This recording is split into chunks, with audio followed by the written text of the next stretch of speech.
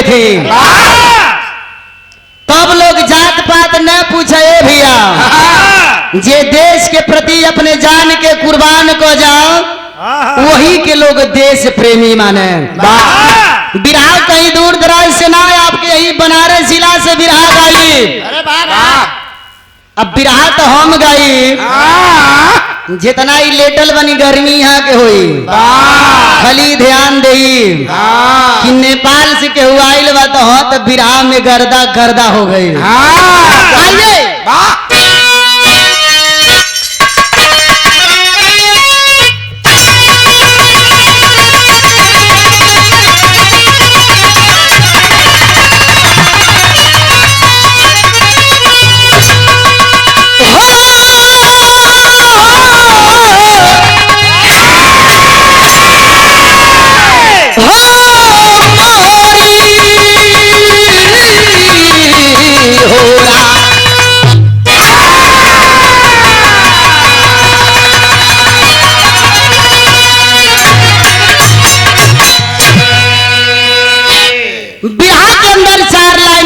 से कवि जी क्या लिखे हैं?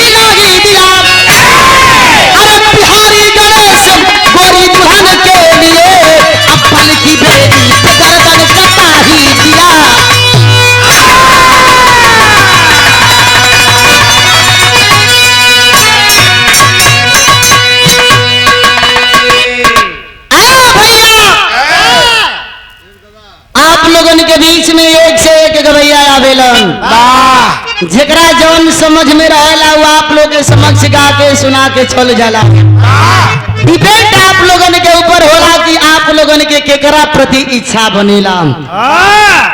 कहानी में तनी गौर करब। अब बात इधर उधर के नाम देखत है, जितना जाने वाणी बड़ा उथल पुथल तनी होत बा। 20 मिनट के समय से ही बिरहा बा।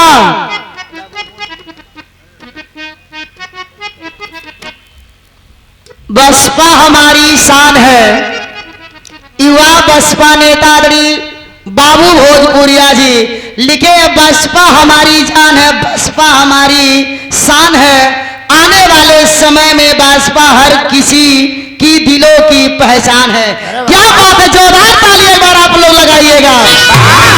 बाबूराम भोजपुरिया जी 100 रुपये से सम्मान। सागर जय भीम नम बुझा कहते हुए तनी बतिया पे गौर करब जान। देश गुलाम रहले भैया, आए दिन आतंकवादी, कहीं मंदिर तो कहीं मस्जिद तो कहीं हमारी बहन बेटियां, तमाम तरह से अंग्रेज अपन शासन चलावत रहलन। तब के भैया जब अपने देश के प्रति जवान जब अपने देश के खातिर शहीद हो गए, वो शहीदन के खातिर कवि जी क्या लिखे हैं भैया?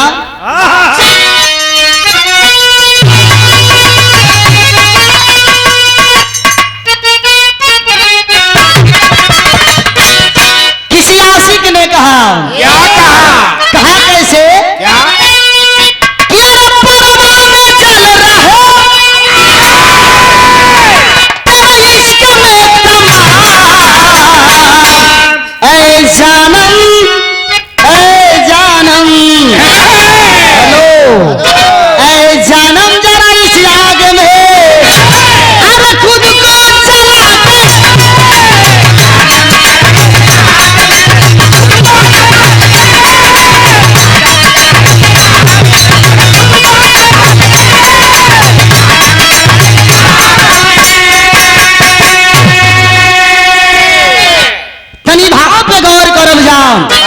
कवि जी की कलम अपने बहादुर जवानों के लिए क्या लिख दिए हैं?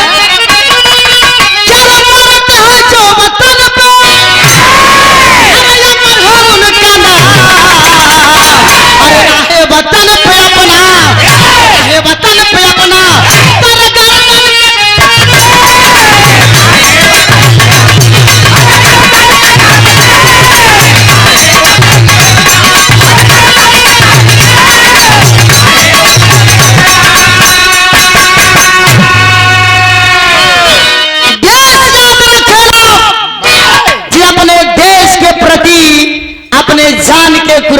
करेला ये भैया लोग।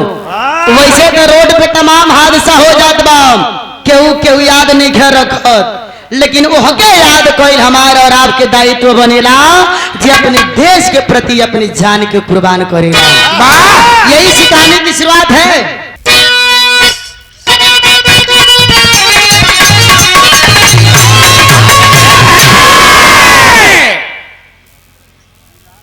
और सम्मान की लाइन में आदरणीय आप दुल्हे बाबू के मामा जी 100 रुपए से सम्मान और बड़ा सुंदर पुष्प का हार, चरणों में 100 बार नमस्ते बा प्रणाम बा आशीर्वाद बनल है।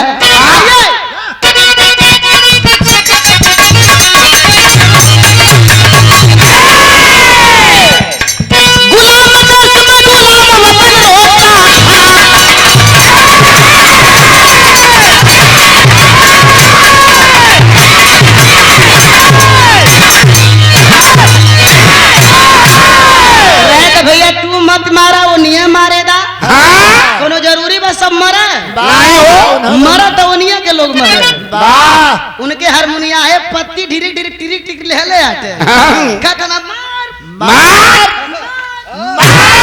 नहीं जानता मैं ढोलक पे कितना बोल लगेला।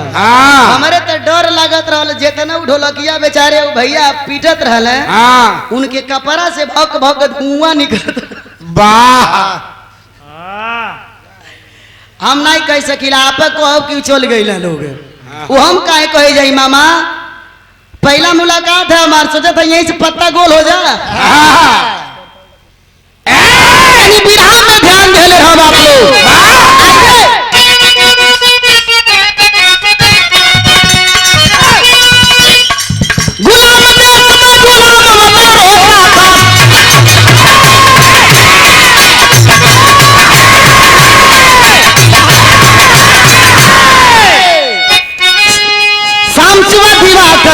से मुँह धोता था, अनाथ होकर कैसी सकती आजादी थी, शहीदों के रंग से हो रही है जिला बनारस अंदर जान सन गवर्नर था, बड़ा याद पापी जुर्म का बवंडर था। सजी बनारसी नरकटिया के बेला में अमीना गवर्नर आया था उसके मेला में। कमालपुर की हर जन की सुगिया वाला, कमालपुर की हर जन की सुगिया वाला, की रानी की पकड़ के चल दिया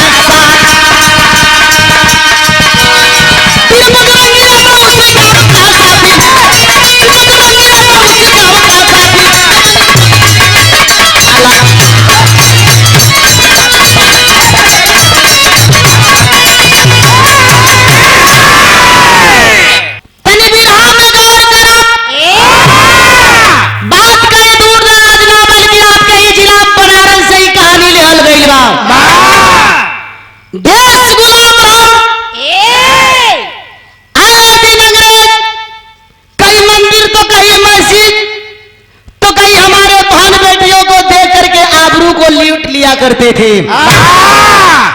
अरे बाबूजी, हर जिला में तमाम गांव होला और गांव के नाम भी अनेक होला। बनारस में एक गांव जौने गांव के नाम बतावल गई कमालपुर। हिंदू धर्म में एक ही पर्व तनी बड़ा निमन से मनावल जाला, जौने पर्व के नाम बतावल गई दशहरा के मेला। बड़ा बखूबी से सब दशहरा के त्योहार मनावत। वही कमालपुर में बड़ा निमन मेला लागे। एक गरीब की बिटिया है भैया, एक हरिजन की बिटिया जिसका नाम बताया गया सुगिया बाला। हम कहिला जेकरा घरे बिटिया रहे ओकरा घरे गरीबी न रहे, आ जेकरा घरे गरीबी रहे ओकरा घरे बिटिया न रहे। बिटिया रहबो करा तो इतना खूबसूरत न रहे कि लोग देखवैया लोगन की नजर लगी जाम। सुगिया बाला गरीब घर के जरूर बारी, लेकिन भगवान और सुगिया के अंदर इतना सुंदर खूबसूरती के डाल दिहलन कि अगर सादों में रहे तो जे देखे तो कहे हो तो भगवान बड़ा फुर्सत से गढ़ले हवन। वही नवरात्र के समय दशहरा के मेला लगल, सबका घर के बिटिया बहन जाली, सुगियो अपन तैयार होके दशहरा के मेला में गईली। कोई से घोड़ों पर सवार होकर के जानसर गवर्नर मेला के अंदर पहुंच जाता है। अब मेला के अंदर पहुंचलन तो ये भैया इतना भीड़ में से निगाह पड़ल जानसर गवर्नर के, तो गरीब की बिटिया सुगिया पे पड़ल। सुगिया के खूबसूरती देख के अंग्रेज सिपाही गवर्नर के रोह ना गईल। घोड़वा पर से बैठल सुगिया के हाथ के पकड़ के अपने घोड़ा पर बैठावल चाहत हवन। हथवा में मटकी लाठी लेकर के बजरंगी आदम मेला के चारों तरफ घूमत हवन कि हम मेला के अंदर कोनो अंग्रेज आ जाई, हमरे बहू बेटी बहन पर निगाह उठाई तो यही लाठी से मार के सरऊ के कपार फाड़ दे। मेलवा के अंदर तो घूमत हवन ए भैया, तब तक कोई मेला के अंदर एक आवाज सुनात बा। सुगिया के जेवी गवर्नर हाथ पकड़ल, सुगिया चिल्लात बा कि ए भैया अगर ये मेला के अंदर केहू के तले हमारी आवाज सुनात होगा तो ये भैया हे अंग्रेज गवर्नर से हमरे आबरू के बचा लो।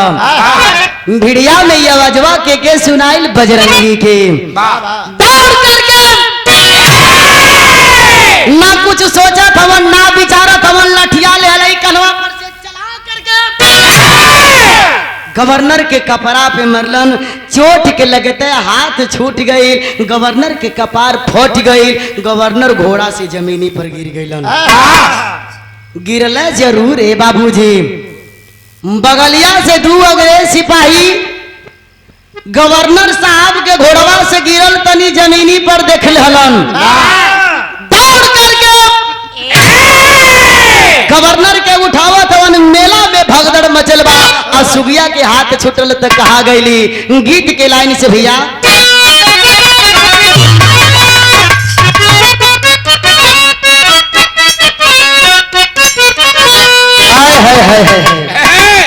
ये बुढ़ऊ चाचा दादा लोगन के जमाने के बाद जैसे सेक्रेटरी साहब के ड्राइवर साहब के जमाने के ही गीत बा, तब ये गीत तनी बड़ी क्वालिटी से गा जा।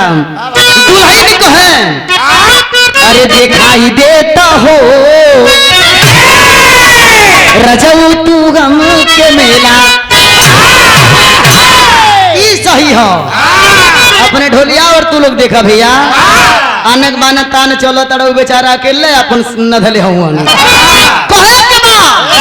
अरे भागल सुगिया हो अगिया मेला में लागल सुगिया हो।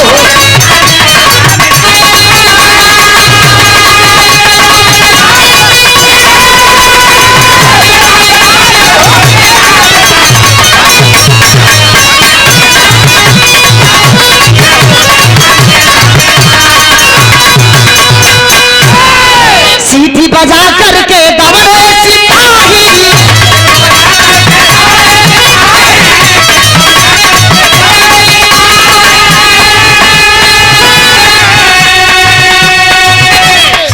मेला के अंदर मातमया ताही, मेला के अंदर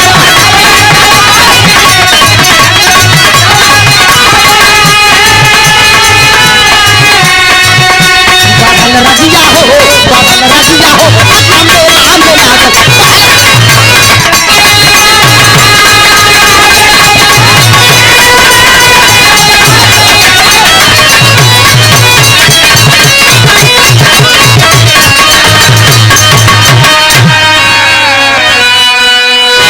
सुगिया के हाथ छूट गई, मेला के भीड़ से तनी वो सुगिया बाहर निकल गई। दौड़ करके अंग्रेज सिपाही गवर्नर साहब के उठा के फिर से घोड़ा पर बैठा दिलन। बैठाला के बाद गवर्नर साहब आदेश दिलन कि जो लड़का हमारे सर पे लाठी से मार करके जमीन पे गिराया है वो कौन लड़का है, वो कहाँ का रहने वाला है, उस मेले के अंदर से खोज करके इसी समय हमारे सामने पेश करो। अजेब आदेश बोलन ए बाबू, अंग्रेज सिपाही बजरंगी यादव के लगलन तलाश करे। अब कैसे तलाश करत हवन?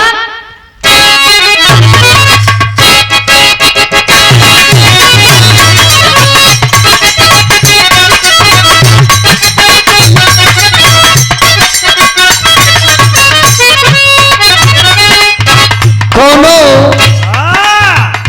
लइका ई सबका ऊपर ही बीतेला दीवाना जी। काहे से कि जब पहला बेर दुल्हन आवेली सो 6 महीना या 2 महीना के बाद फिर ससुराल से उ नैहरा जाए लगेली। तो नैहरा गईला के जल्दबाजी में घर के सामान जहे के तह छोड़ देली।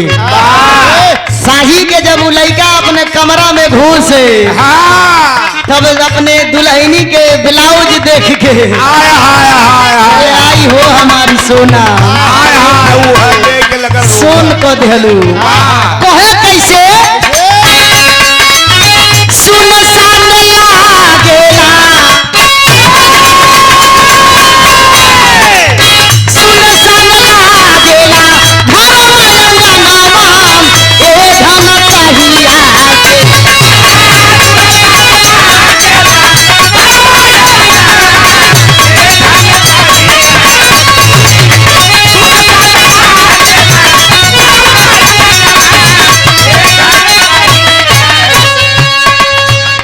हम भले नेपाल चाहे 300 किलोमीटर चल के, लेकिन जैसे हम बैठल हैं वैसे पूरा रात बैठ के बिता दे।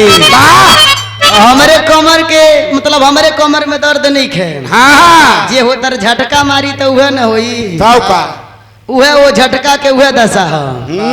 अब झटका मत मारी लगन भर, झटका के कंट्रोल कर ली। सुनसान लागेला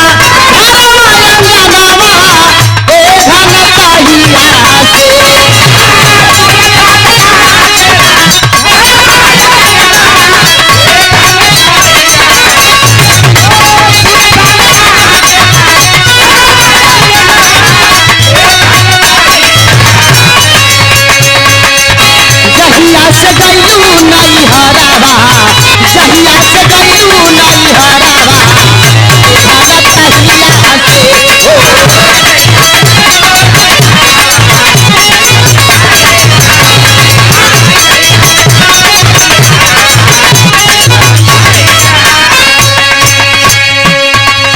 गवर्नर के आदेश पर अब बजरंगी के पता लगावे लगलन।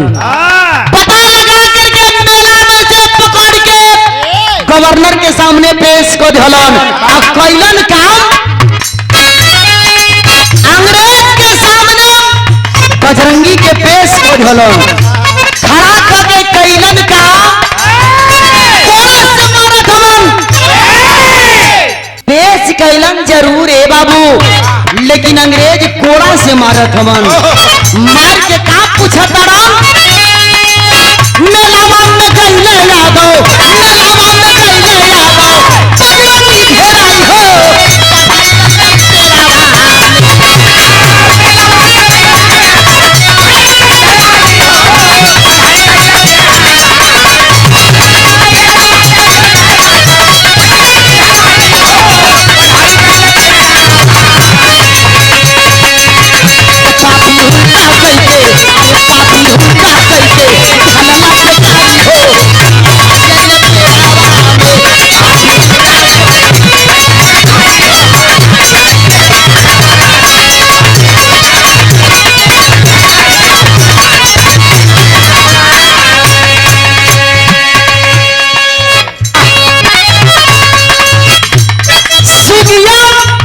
मेला से निकलल बारी चिंता बा कि भाई घर के ना हवन, एगो धर्म के भाई हवन।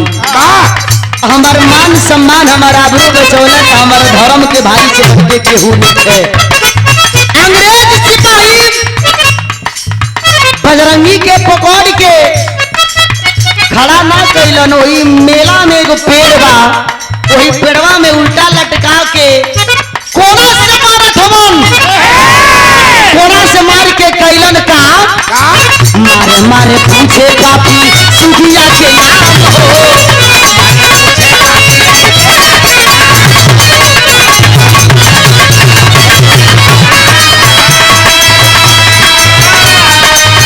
लेकिन ना बताया ना हम यौरी का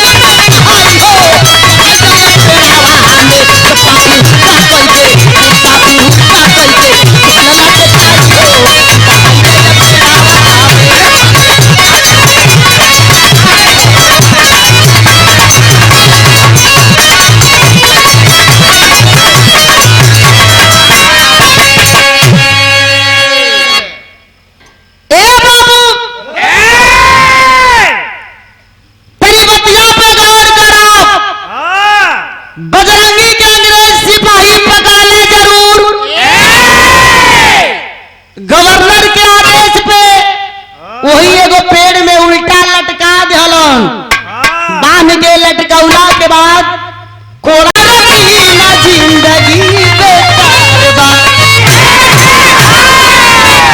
जीवन में प्यार के बड़ी महत्व हुआ करता है जे प्यार ना कैला उ का जानी प्यार तो जे करला उ न जानला।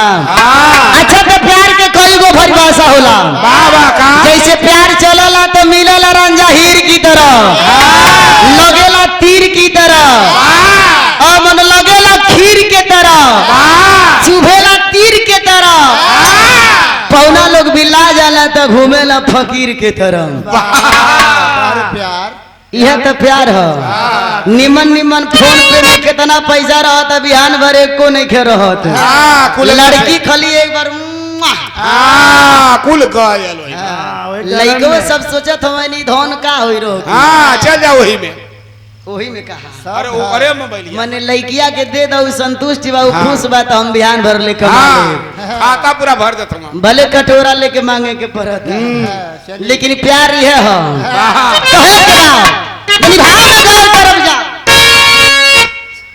ओ सुगिया वाला के बात के कितना तेज छोट लागल भाई के जेल में बंद सुन ले बाड़ी तो कहत का बाड़ी अरे सुगिया के चिंता या पार हो या पार अरे जेलिया में भैया हमार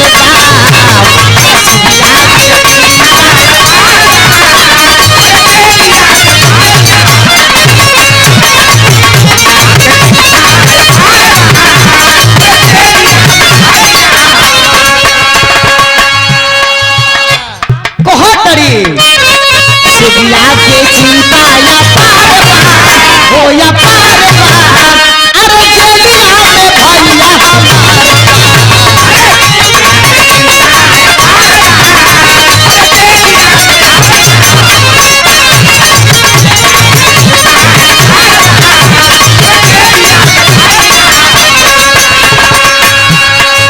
धर्म के भाई लाला यादव के लाला नवा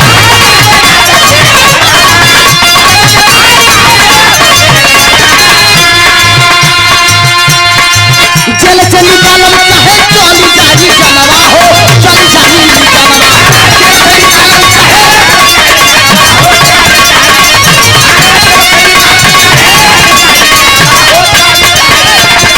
हेलो दीवाना जी ठीक नहीं खेलो बस ओनिया इशारा होता बार बार हम कहते जाए दी जा सूत लेवे दी जा जाए दी जब हम रहम कर देतनी तो आप लोग काहे न रहम करतनी रोजा का बात ए आज के सट्टा लिखाइल बा संगे रह का मंचे पर बैठी खातिर के लेकिन चाहे दी आप हंसतनी तो हमके बड़ा नीमन लगा आपके गीत से जो आपने गाया है कि छोड़ी गो नहरी दुल्हिया मुँह मन पिया भैला गुलरी के फूल। जी इस बात को अन्यथा मत लीजिएगा। आपके एक गीत पे मैं नेपाल में लुम्बिनी में 10,000 रुपया इनाम पाई थी और इस चीज के लिए मैं बहुत बधाई देती हूँ। हम कलाकारों के लिए कुछ न कुछ आप ऐसे दिया कीजिए। हाँ उसके बदले चाहे जो ले लीजिए करें।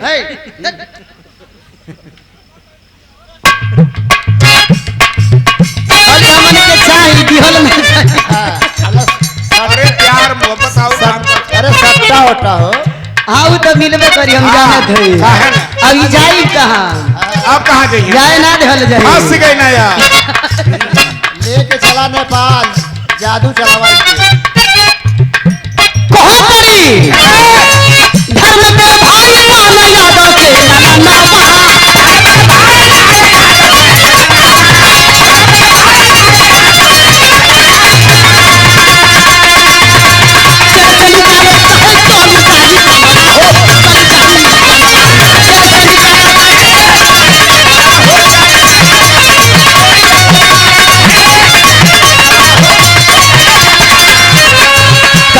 सोर हो सियार बाम अरे सियार बाम अरे कलिया में भैया हमारे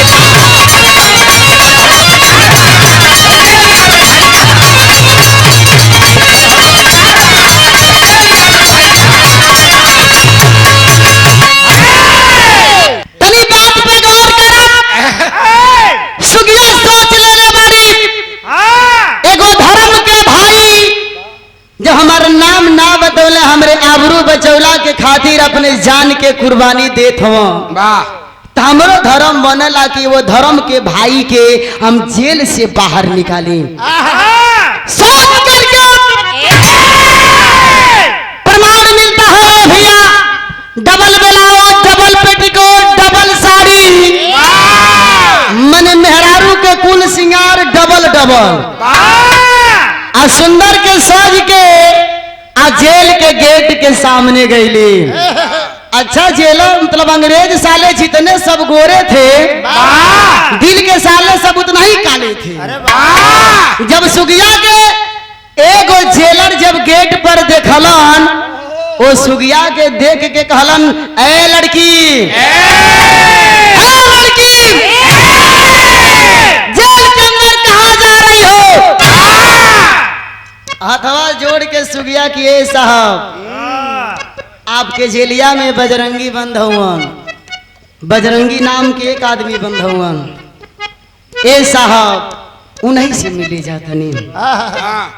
जेलर यही बजरंगी का नाम सुनता है अंग्रेज सिपाही तुरंत शर्त रख देता है कि ए लड़की आदेश नहीं है बजरंगी से कोई मिलने आए लेकिन तुम लड़की हो इसी नाते कह रहा हूं अकेले जाओ मिलो लेकिन मिलने के बाद सीधे तू हमारे पास चली आना। सुगिया कहल जैसन आदेश साहब जैसन कहबा हम वैसे करब। आदेश दिलन कि मिले के बाद बजरंगी से मिलना के बाद कह के सुगिया वादा को के कहा पहुंचली जौना जेलिया के कोठरिया में बजरंगी बंद हवन। अपने भाई की हालत जो ही देखली अखिया से आंसू ना रुकत है ये भैया भाई के पैरवा पकड़ के एक लाइन बात कहली का दिल के छुए वाली बात कैसे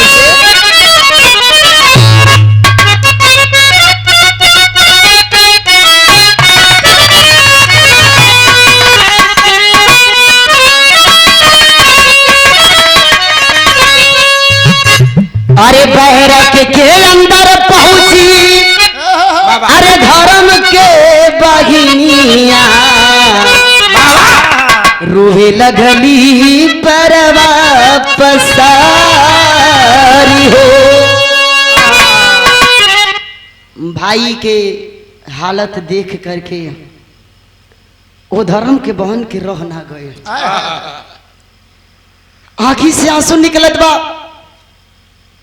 बहन अपने भाई के हालत देख करके अपने भाई के दुर्दशा देख करके अपने भाई के पैर पकड़ ले कहली कि ये भाई हमार नाम बता दे तो हो भाई आज तू अपने शरीर के हालत का कैला। भले हमारा बुरु चल जा,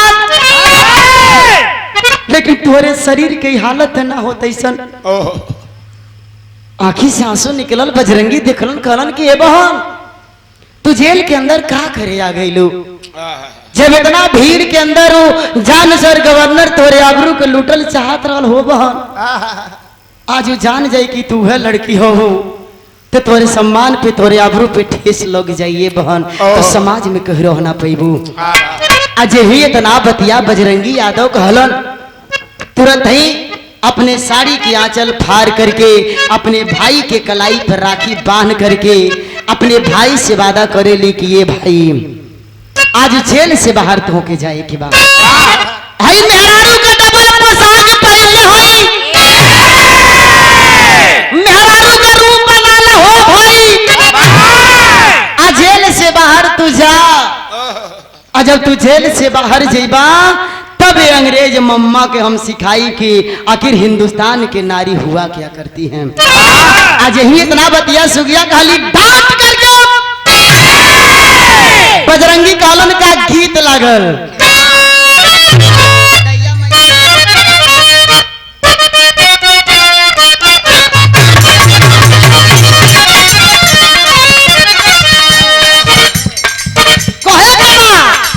गैया मैया रहे, गैया मैया रहे, गैया मैया रहे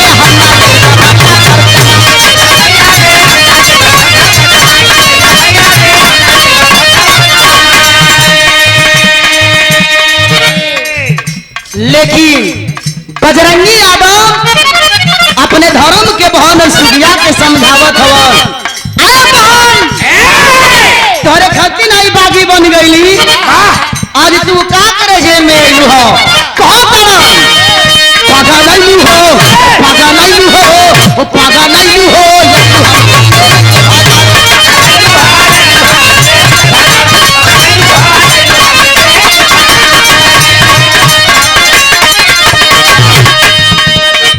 तोरे खातिर बनली बागी फिर से मारे लू आज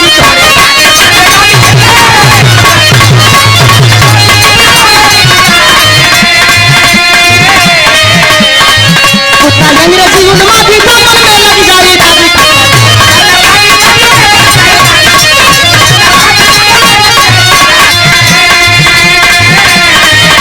भुलैलू हो, भुलैलू हो, भुलैलू हो।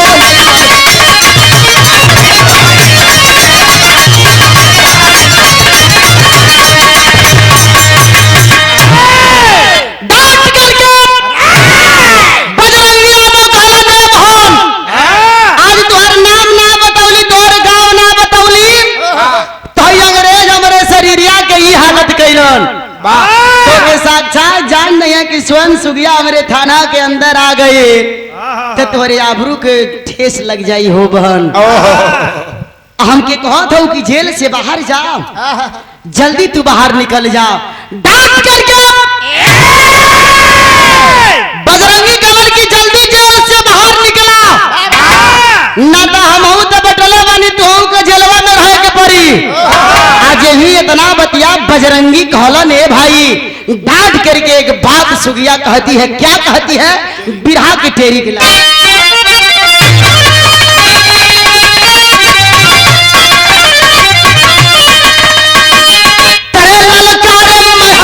चंडिका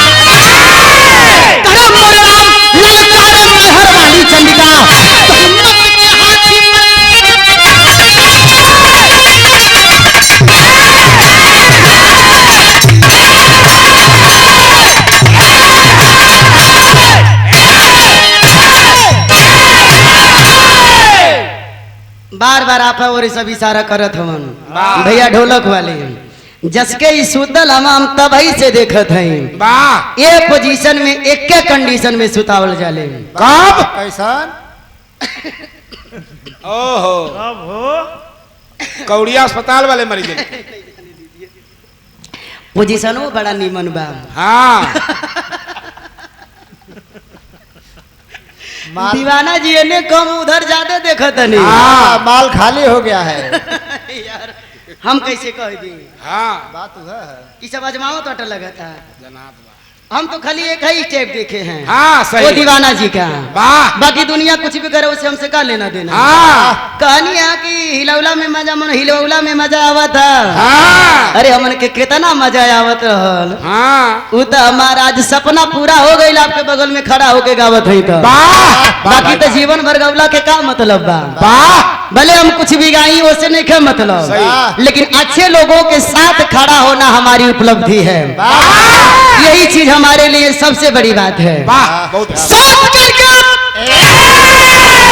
सुगिया गावस की सुना, तुम मर्द हवा तक कहत हवा कि जेल में हम रहो, जेल से बाहर तू जाइबू।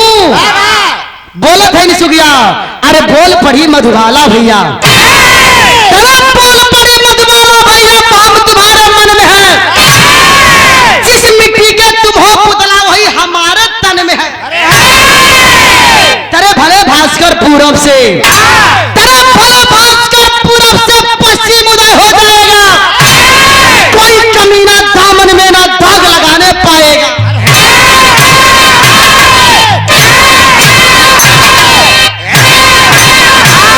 तो दाग लगाने वाले को, अरे दाग लगाने वाले को पैरों के तले कुचल दूंगी, भारत की माला हूं मच्छर के तले मसल दूंगी।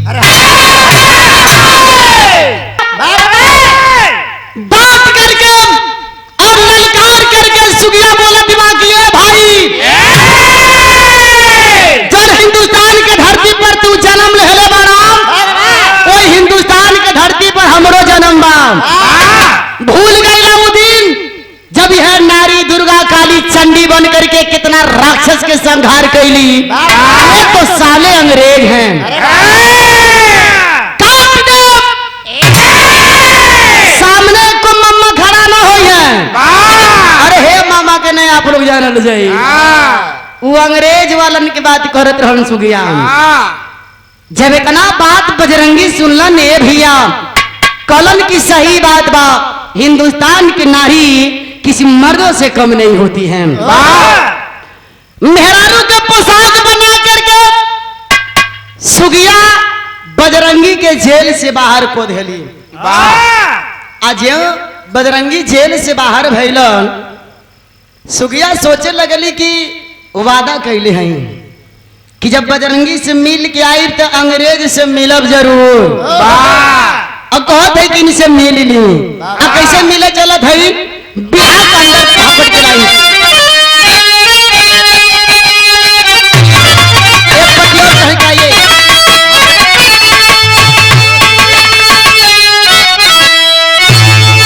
अरे फरार हो गया, अरे जेल से बलकारी भारत के नारी, जेलर के कोठरी में गई बेचारी भारत की नारी।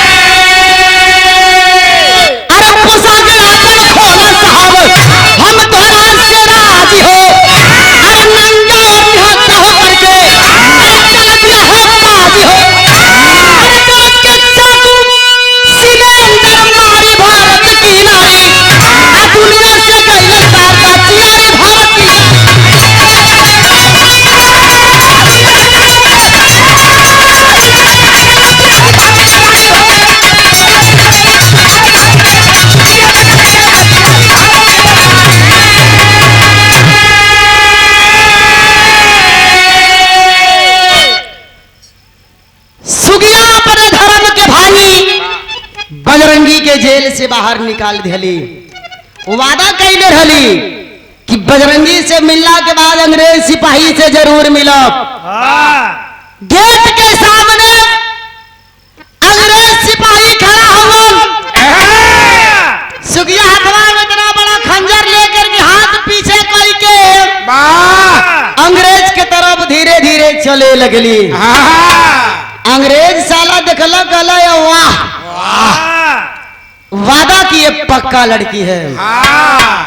वादा की थी तो वादा पूरा भी करने आ रही है। दौड़ करके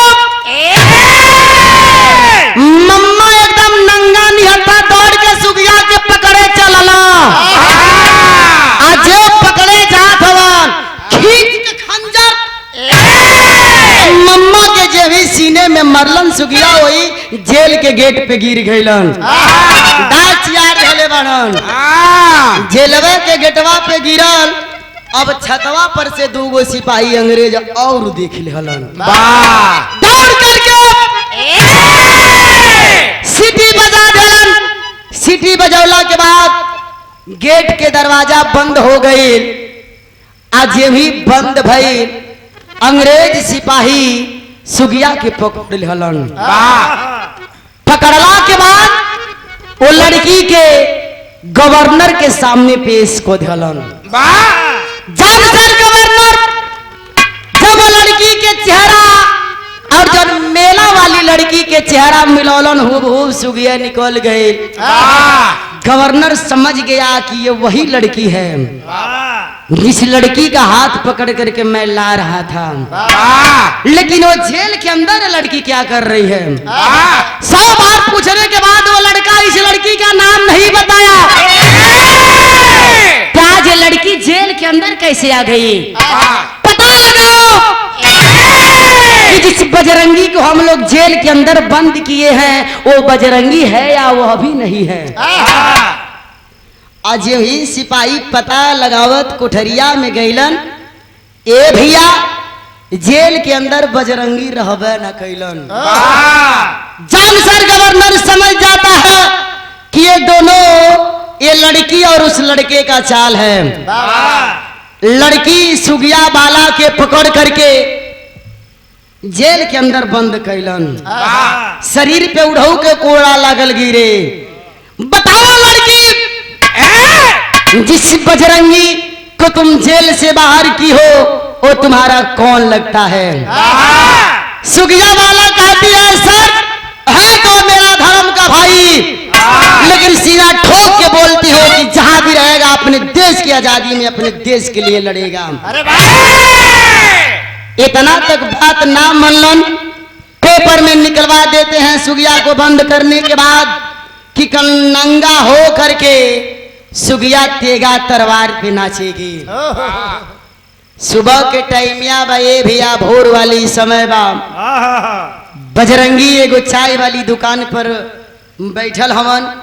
एक हथवा में चाय बा और एक हथवा में पेपर बा। आ पेपर के पहला ही पेज पे लिखल बा कि कल नंगा नेहता हो करके सुगिया तेगा तलवार पे जेल के अंदर नाचेगी।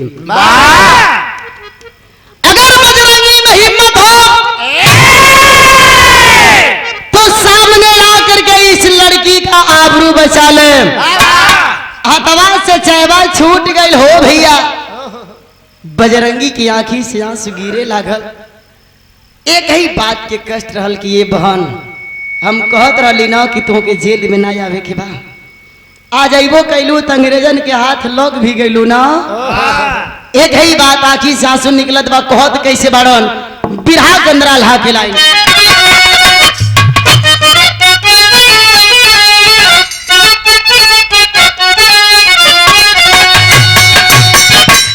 अरे हर बजरंगी अरे कौन फिक्रिया भैया।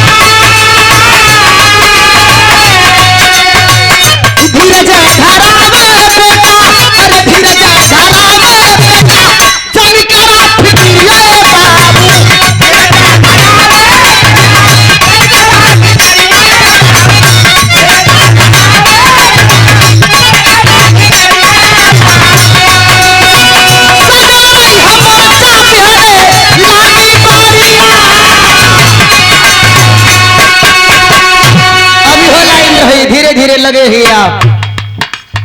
आंखी से आंसू निकला था।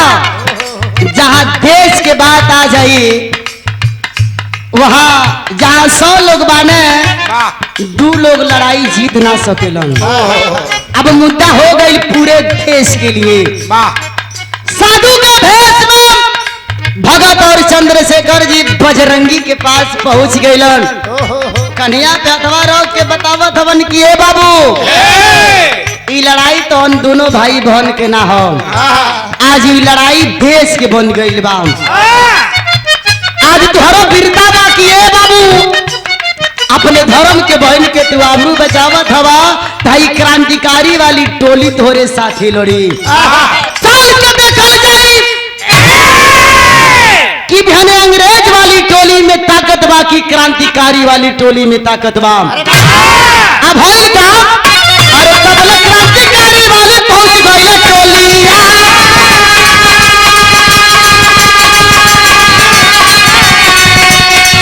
अरे फसल का बम गोली देखा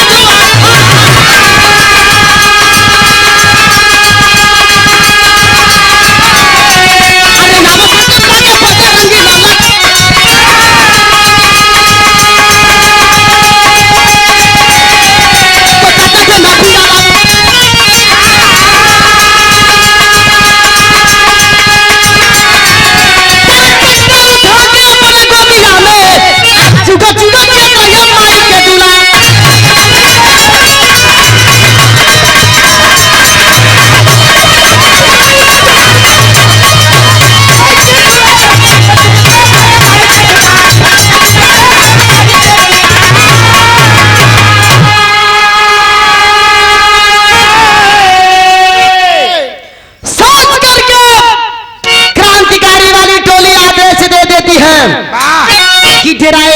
बजरंगी।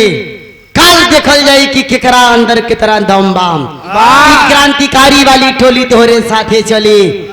ए बाबू जेल के अंदर तेगा तलवार जमीन पे लग गया। अंग्रेज कोड़ा बरसा रहे हैं सुगिया के ऊपर कि ए लड़की नंगा होकर के इस तेगा तलवार पे नाचो। सोच करके जमी कोड़ा मारा था वो नखिया से आंसू सुगिया के निकला था। कोड़वा तो सुगिया के देहिया पर गिरा था लेकिन चोटिया लगा था बजरंगी की। क्या बात है, प्रेम हो तो ऐसा ही हो। एक बात आपके बता दें, अगर ये रोडे से भले हमरे घर के बिटिया ना हो, दूसरा घर के बिटिया अगर ये रोडे से निकलत बा चाहे कोई भी अनजान रास्ता से अकेले बा तो अकेले लड़की के देख के हमन के फायदा न उठावल जाए। जिम्मेदार व्यक्ति बन करके उस लड़की का साथ दिया जाए। भाई का धर्म ये भी होता है। कितना तो छुछेड़ वाना सब अकेले लड़की के देख के आओ मने अंठे के संठे लगे हैं सब। लेकिन रावण भी एक तरह से भाई हो तो रावण जैसा। बहन के नाक कटला के वजह से पूरा रामायण के गाथा बदल झलन। लोग कहला रावण, अरे हम बहन का बदला भाई ले लिया। इतनी गरी तो भाई सो ऐसा माने सो कि पूछी मत। भैया कहीं और लगल बा ओकरे भाई लिया से।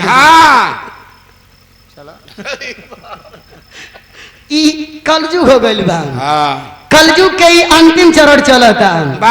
कब पृथ्वी पलट जाए कर गारंटी नहीं खे मामा। वैसे रोकल जाई। हाँ बस यह जाने चाहिए। तो बाकी पर बात आयल हम कह दिली है, लेकिन तनी बिरहा में गौर करब जाम। कोड़ा से मार करके अंग्रेज सिपाही सुगिया के कलन नंगा होकर के इस्तेगा तलवार पे नाचो। बजरंगी के सिनेमा पे जैसे कुल खंजर लगत बा। ए बाबू खाली मौका की तलाश करत हवन।